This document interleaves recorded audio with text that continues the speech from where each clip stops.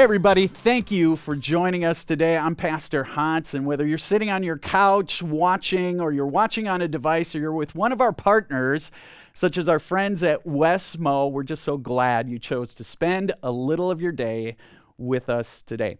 Hey, we are in week 3 of a worship series, which we have called Rising Waters. We've, over the last several weeks, been talking about those moments in our lives where it feels like we're in the boat of life, if you will, and it's filling with water, and we are bailing water as fast as we can. We've been talking about those moments when it feels like we're treading water, but we just can't keep our head above that water.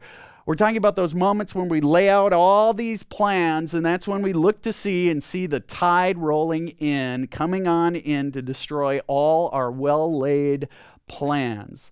Folks, you've been there. You've been there in those moments where the waters are rising. Raise your hand if you know what I'm talking about. Now, I'm going to assume there were many of you raising your hand. I can't see you, but I'm going to assume you know what I'm talking about, those moments when the waters are rising. And before I get into what I want to talk with you about today, I want to ask this question. Who would know? Who would know in your life that the waters are rising? Who would be able to speak into the fact that life isn't as you imagined it? I'm going to guess there are few people, if any, who would even know that the waters are rising in your life, because you're like me. If you grew up in the Midwest, when somebody asks you how you're doing, what do you say? You say, well, I'm just fine. Or you run into somebody uptown and they say, what's up? And you say, well, things are great. You bump into somebody at the grocery store and you say, oh, we're so busy, but everyone's busy these days.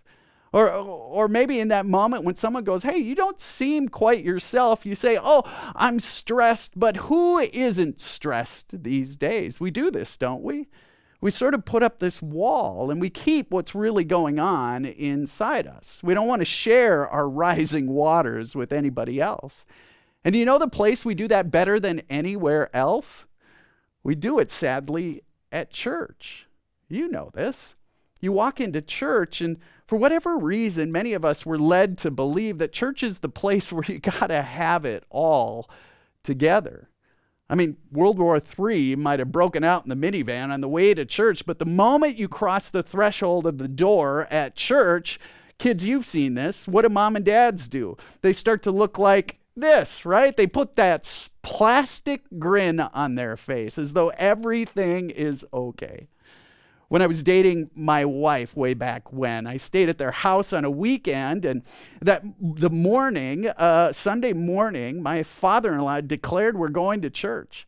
And I went downstairs, I was eating my Cheerios for breakfast, and that's when my father-in-law in his suit and tie made his way out to his car in the garage about 2 hours before church started. He started the car, opened the garage door, and yelled out, "It's time to go to church."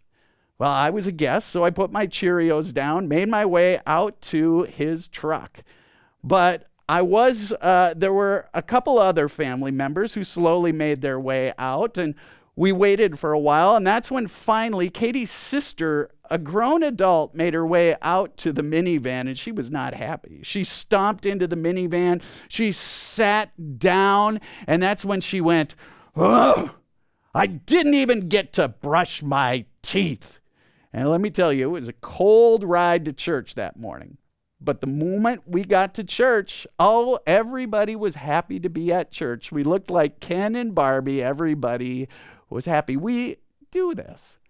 Well, here's the thing about Calvary. We don't do things the way other people do things. In fact, here's the truth about Calvary. We want to be a church where it's okay to not be okay. Because the truth is, for many of us, most Sundays when we come to church, there are things that rattle around in our heads. It's not always okay. And here's what we know. God knows what's going on in your life. God knows the rising waters you face. So why not let the people God has placed into your life to help you deal with those rising waters, why not let them in on what's going on?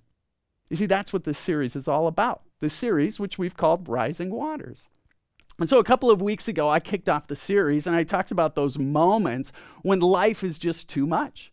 Last week, Angie talked about those moments when we feel just plain burnt out. You can catch up by heading out to our YouTube page or our website. But today I want to talk to you just really openly and honestly about something that affects way too many of us. In fact, if you have a teenager, get this, what we're going to talk about today, teenagers say, 70% of teenagers say it either affects them personally or one of their close friends. You see, today what I want to do is I want to talk to you about anxiety.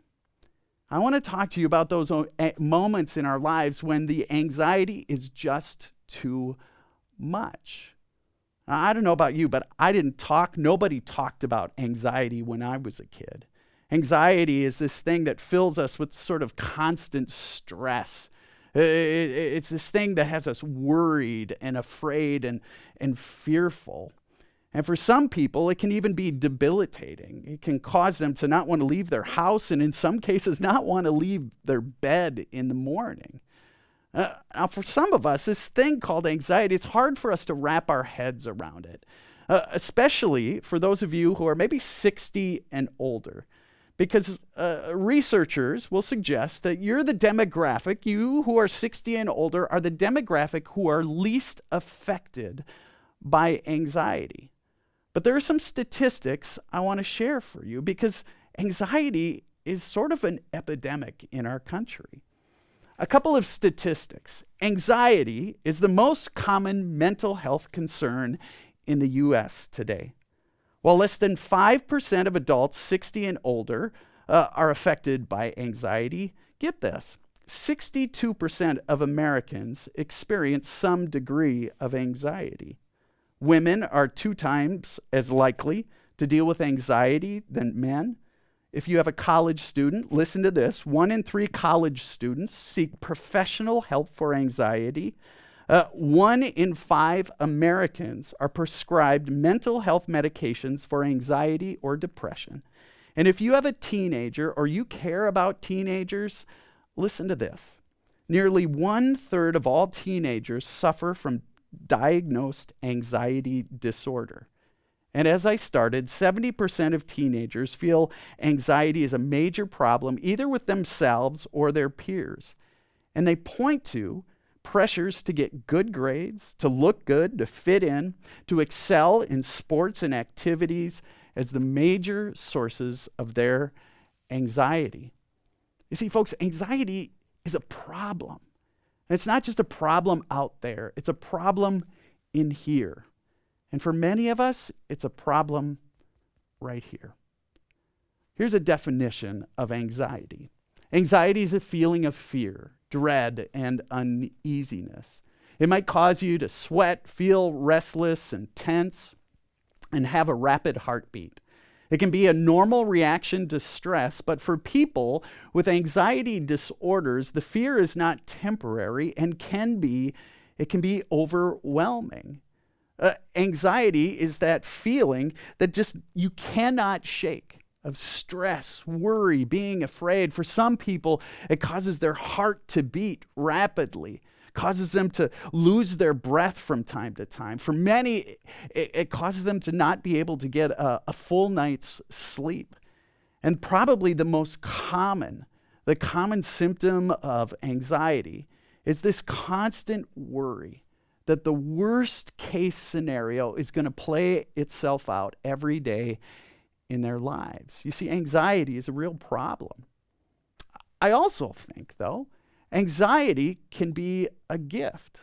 You see, I think actually God gives every one of us a small measure of anxiety, and it's good for us. You see, I think a little bit of anxiety, the little bit I think God places in us is sort of like this, sort of like the check engine light in your car. What does that light do? It indicates that there's something in your car that needs your attention. And I think anxiety can work that way as well. For example, if you've overslept 3 days in a row and gotten to work late each of those days, when you wake up on the 4th day and you're going to be late for work, anxiety says you got to get your butt in gear or you're going to lose your job. Or how about this? If you have a toddler around your house, when they reach up for the burner or when they're running for the street. Anxiety causes you to grab them and keep them safe. You see, anxiety can point to something else going on in your life that needs your attention. Maybe it's a relationship. Maybe it's the pace of your life. Your schedule is out of control. Maybe it's something in your finances. Maybe it's something in your past that you've never dealt with. Anxiety can be like that check engine light. But when anxiety is debilitating, it has you not wanting to leave your house, it's a problem. It needs to be dealt with. And generally, for most of us, there are a couple of ways that we deal with anxiety, and I don't think either of them are actually all that healthy. One way we deal with our anxiety is what I'd call the religious way. Certain religious people would say things like, oh, you just got to pray the anxiety away. If you prayed enough, if you read your Bible enough, if you went to church enough, if you were faithful enough, if you were a good enough Christian, this stuff would just go away. And for whatever reason, folks who prescribe to this sort of point of view, they tend to also believe that medications and counselors, well, those things are bad. Jesus is good, medication is bad. Now, there's another point of view that some people take when it comes to dealing with anxiety, and that's this. It's the all medicine way. It's the way that says, I don't want to deal with anything. I just want a pill.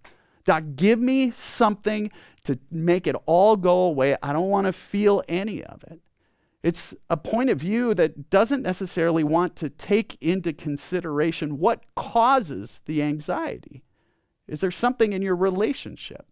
It doesn't want to consider how much you exercise, how much you find yourself outside versus inside. It doesn't want to consider your past or that event that happened in your childhood. It doesn't want to take into consideration how much time you spend on social media. And it certainly doesn't want to consider what God might have to say about all this. You see, the all medicine way says that medicine is good, but taking a holistic approach, looking at your whole life and what God might have to say about it, doesn't have the time a day for that. You see, most people, they want to suggest it's either the all religious way or it's the all medicine way. But it seems to me that the truth, the way forward, the solution is somewhere in the middle. When I was going to graduate school, studying to become a pastor, my wife at the time and we went through a really hard time, and it would eventually lead to a divorce. And you better believe that was an anxiety-producing time in my life. I was sitting in class with other students who were way more holy and way more pious than me. They were all preparing to be pastors, and I kept thinking as I sat there in class, I'm being prepared to lead a church. How am I going to do that when I can't even lead my own family? I felt like I was the black sheep. I felt like I had the word failure tattooed across my forehead. And you better believe I experienced some anxiety. Now, I had some really great friends who were praying for me. But I also knew God had placed in my life some people that God had gifted with the ability to help me wrestle with this. And so I would see a counselor. And that counselor would help me identify some things from my past. And that counselor would point me to a doctor who would prescribe some anti-anxiety medications for a period in my life. You see, the way forward for me wasn't the all-religious way, nor was it the all-medication way. The truth was somewhere in the middle. Well, there's a story in the book of Matthew. Jesus has just fed the 5,000. And after that, he comes down and he goes down to the lake. And what he does there is he invites the disciples to get into the boat and go for a ride out on the lake. And it says, the moment they got out into the lake, here's what happens. It says, meanwhile, the disciples were in trouble far from land, for a strong storm had risen, and they were fighting the waves. I want you to think for a minute. Little, small wooden boat, all these disciples, 5-foot waves coming over the side of the boat. There are no life jackets. There's no Evinrude on the back. There's no lighthouse to guide their way. and they are scared. There they are, the middle of the night, lightning, there's wind, they're stuck in a storm. Here's the thing about anxiety. Anxiety is kind of like that. Anxiety feels like a storm. Like you wake up each and every day and it's like you're stuck in this storm, the middle of the night, you're in your boat, you're all alone and not sure what to do next. Those disciples, they're out in the boat in the midst of the storm. And here's the thing about those disciples. They were all fishermen. They were used to being out on the water. They'd watch the weather all the time. They knew how the weather worked. They didn't jump out in the boat in the midst of a storm. They believed that this was a time that was safe, that there was no storm in sight.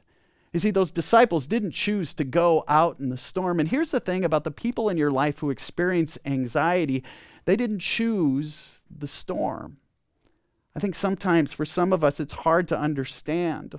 Why are they like that? You see, they're not just being dramatic. They're not just sort of making it up. They're not just being weak. They're stuck in a storm that they didn't choose. Well, his disciples were out in a storm they didn't choose, and here's what happens. Shortly before dawn, Jesus came toward them, walking on the water. When the disciples saw him walking on water, they were terrified. Now, I'm certain the author of this story didn't put this story, Jesus walking on water, in the Bible so that we would think Jesus was like Houdini, that Jesus could do cool magic tricks. No, the author put this story in the Bible to remind us that we have a God who in Jesus stands above the stormy waters. When the storms of anxiety rage, well, God wants us to know that we have a God who in Jesus is above all that, who meets us right there in the midst of the storm, just like Jesus did for those disciples. That's why the author puts on Jesus' lips these words. Jesus immediately said to them, "Take courage. It is I." Say it with me. "Do not be afraid." You see, I think this story, it reminds us that we have a God who is above those storms, a God who meets us in the midst of whatever battles we might face, but God doesn't leave us there.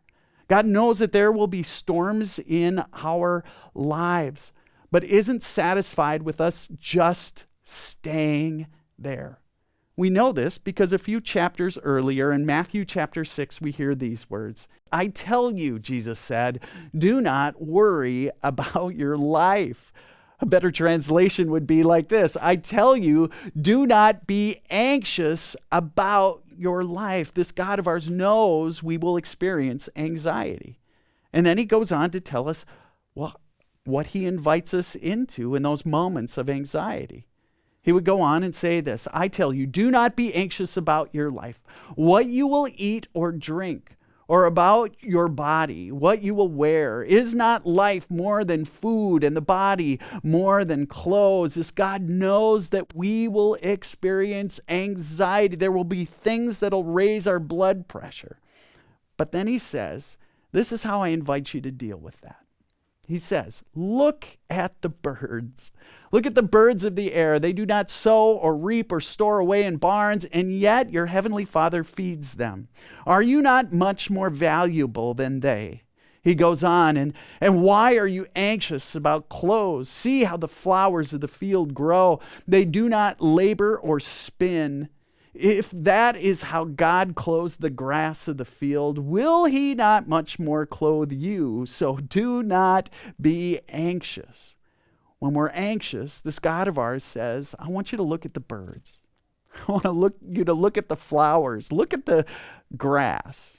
And of course, you and I go, what? What's he trying to say? He's trying to say this. I want you to look outside yourself. When those storms rage, I want you to look at the flowers. I want you to look at the birds. I want you to look at the grass. Because this God of ours, this God knows that our default, the voice we usually listen to, is that voice in our head and that voice in our heart. And that voice in our head and our heart that we seem to get consumed by that voice that gets louder and louder. We block out other voices. And what happens is that voice inside of our head and our heart, it becomes like a storm. You know how this happens. Are my kids okay? Are my kids struggling? If they are struggling, would they tell me? How am I going to get them into college? Are they in the right sorts of activities? Did they sign up for violin lessons? Are they in the accelerated math program? And what about my health? I've got this lump that's formed in my side. And what about that mole on my back? It's changing colors. Should I see a doctor? Am I being a hypochondriac? And what about my bills? I've got all these bills I have to pay, but I don't get paid till the end of the month. What about that house I want? Are we going to get that house? And what about the fridge? The fridge is making that funny noise, and the car needs new tires. And well, what about my future? What about that promotion? We've always wanted to start our own business. What about college for my kids? And am I going to make the team? Am I going to get cut from the team? Am I going to make the band this year? It's like this storm that just rages. What about my friendships? I was on social media the other day and my friends got together and they didn't invite me. Did I say something wrong? Did I do something? Are they even my friends? You see, that's what it's like when we just listen to that voice inside us. And so Jesus says to us, I want you to look at the birds. I want you to look at the flowers. Look at the grass. I want you to look outside yourself. As we close today, let me give you a couple of practical handles. What does it look like to look outside yourself? First off, I want to suggest that we can get someone else's perspective. Take a friend out for coffee and let them in on the storm that's raging inside you. Talk to a trusted teacher, a trusted coach. Talk to your parents. Talk to a sibling. Talk to a friend. Maybe you'll talk to a counselor or your doctor. I've got a great friend I get together with almost every Friday. He's a little bit older than me, and I share life with him. And every time I do, he adds some perspective to the stress and anxiety I'm usually dealing with. How do we look outside ourselves? The second way might be we actually go outside. Jesus says, look at the birds, look at the flowers. We were not created to live life indoors 24/7. Get outside, wake up early, go to bed late, go outside and look at the stars. Go for a run, go for a walk, take your kids for a walk. This winter, some friends of mine introduced me to Nordic skiing. It's been the best thing, not only for my physical health, but for my mental health. How do we look outside ourselves? Another idea might be this: do something for someone else. You know you have that neighbor that needs you to fix that thing or to bring them a meal or to sit and listen to them. Go volunteer at your church, volunteer for Habitat, volunteer for United Way. Do something special for your family. When I'm feeling anxious, I'll call my wife and say, I'm making dinner tonight. I'll stop at the grocery store. I'll come home. We'll make a big dinner together. Nothing changes my perspective like doing something for someone else. And last but certainly not least, how do we look outside ourselves? Well, I want to invite you to consider what God thinks of you, because I know you're like me. And what I say about me, it's not always that nice. Here are the sorts of things I know you say. You say I am weak, but we have a God who says, I've made you strong. You're like me, you say, I'm broken, but we have a God who said, I've made you whole. You're like me, and you say, I am all alone, but God says, I am always with you. You say things like this, I've failed. But we have a God who says, you are victorious. If you're at all like me, I have those days when I say, I am worthless, but we have a God who says, Jesus died because you are worth it all. On those tough days, you might say, I am nothing special. But God says, you are fearfully and wonderfully made. You see, here's the truth. Some days, you and I, we say this: I'm worried, I'm anxious, and afraid. But folks, we have a God who looks at you and me and says, with me, you can know my peace.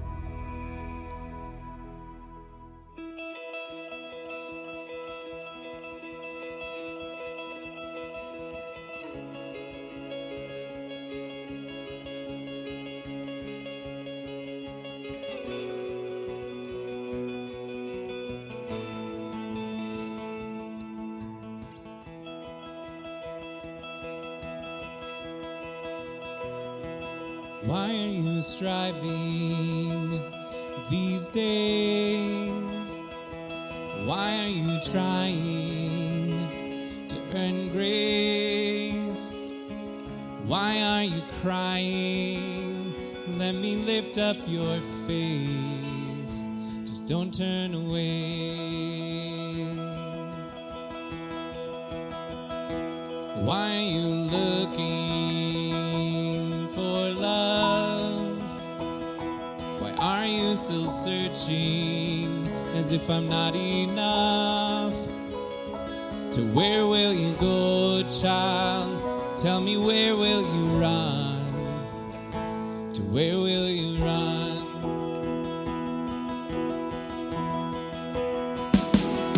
'Cause I'll be by your side wherever you fall in the dead of night. Whenever you call, and please don't fight these hands that are holding you. And my hands are holding you.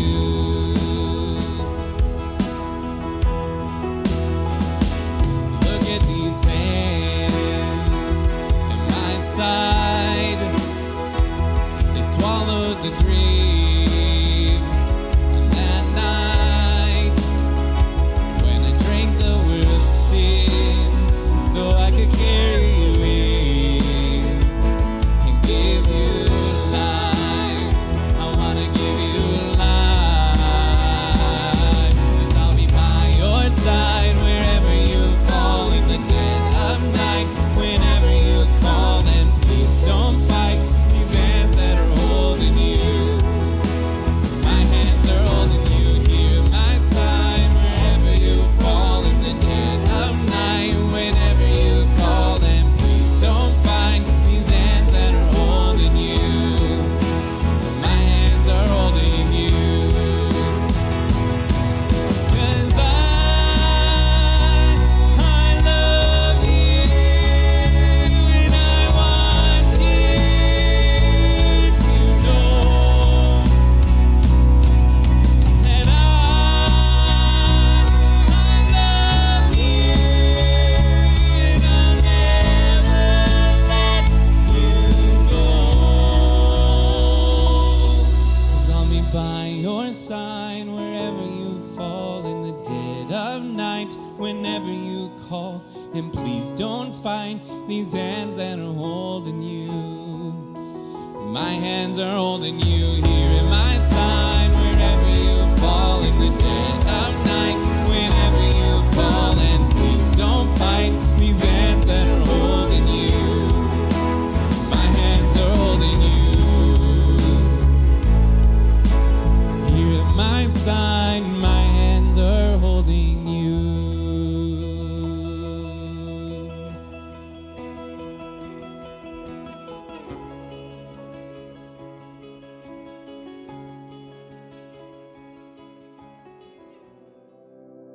I invite you to join me as together we say the prayer our Lord taught us. Our Father, who art in heaven, hallowed be thy name.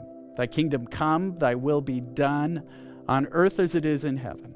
Give us this day our daily bread, and forgive us our trespasses, as we forgive those who trespass against us. And lead us not into temptation, but deliver us from evil. For thine is the kingdom, and the power and the glory, forever and ever. Amen. Folks, thanks so much for tuning in today. If this is your first time with us, wow, we are just honored that you chose to be with us. We'd love to connect with you. We'd invite you to take a next step if you are at all interested. We'd love for you to head out to our website, calvaryalec.org. There, hit the button that says sign up for emails. It's just an easy way to take a next step. Every Friday, we'll shoot you a little note that just shares all the ways you can connect with us, we can get involved, and together we can walk the journey of faith. Hey, we're in the season of the church here that's called Lent, and there are all kinds of ways you can get involved, but we're already getting ready for Holy Week. On the screen, you'll see some information about everything from Palm Sunday to our Holy Week services on Monday, Thursday, Good Friday, and especially we invite you to join us, either in person or online, to join us for Easter Sunday. Folks, thanks so much for being with us. As we close our time together, we invite you to consider making your offerings that support the incredible work that's going on through the good people of our church. Whether that be feeding people who are hungry, it be digging wells in Ghana, West Africa, or it be gathering kids to grow in faith and life together. You can make your offerings in one of the ways on the screen. The first of those is simply to go to our website, calvaryalec.org, hit the button that says Give. Second way is to use that app on your phone, Venmo. You see the handle on the screen.